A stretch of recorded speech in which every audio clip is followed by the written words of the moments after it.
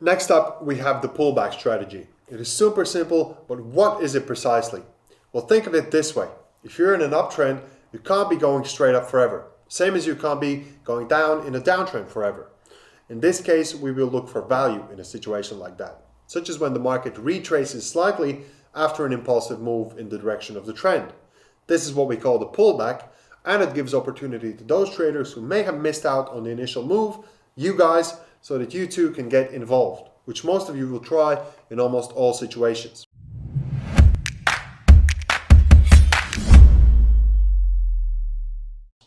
Obviously, this works in both directions. So, if the market is falling over a longer term, you will occasionally have a bit of a bounce. So as you can see, it bounces up here, bounces up here, bounces up here, retraces from the downtrend.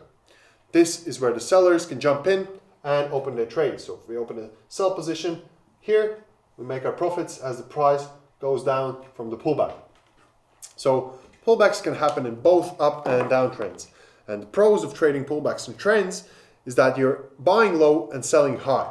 If we're trading pullbacks in an uptrend, we're basically buying low. But if we're selling pullbacks in a downtrend, we're basically selling high.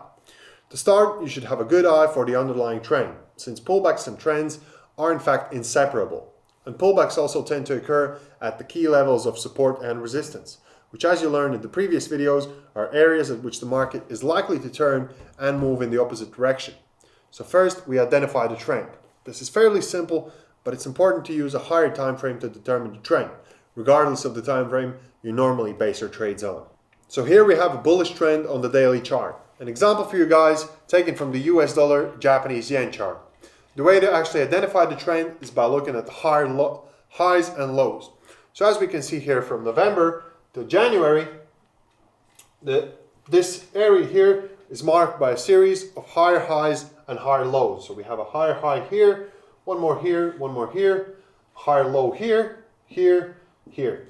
As you can see, the overall direction of the trend is up. Now, if we're the opposite, what I showed you previously, a bearish trend, we would be looking at lower highs and lower lows to confirm the trend. Predicting trends in the Forex market is no simple process. It is hard and somewhat impossible to predict what will happen exactly, but you can give yourself better odds using technical analysis and research. And today we will be using the trend line and channel support and resistance I mentioned in the previous videos. So how do we actually make a profit? Well, you just did the first step. You identify the trend. Again, higher highs, higher lows. And if we draw the trend line, the overall direction is up. So we draw the trend line here, everything goes up. Next up, we look for a pullback, a bearish move in an overall bullish market. When the price pulls back to the second lower trend line, well, this is when we can make our move. As you can see here, the price was going up and it pulled back. Was going up, it pulled back. Was going up, pulled back. So when it pulls back to the second lower channel line, we can enter a buy order, and if successful, make our profit as the price continues in the uptrend. So this is where we want to open our buy positions. Again, to have a safe way out, if our pattern proves wrong, we set the stop loss a few pips below the support level. So it will be here, here, and here. Also here.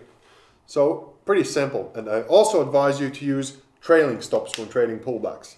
For example, in an uptrend, when the market makes a new higher low, your stop loss will follow under it, giving you more time to profit from the initial pullback. It's as simple as that. This way, you can keep a trade going for the whole trend without losing profit. It's been my pleasure. Let us know in the comments how it worked out for you. We'll see you in the next one.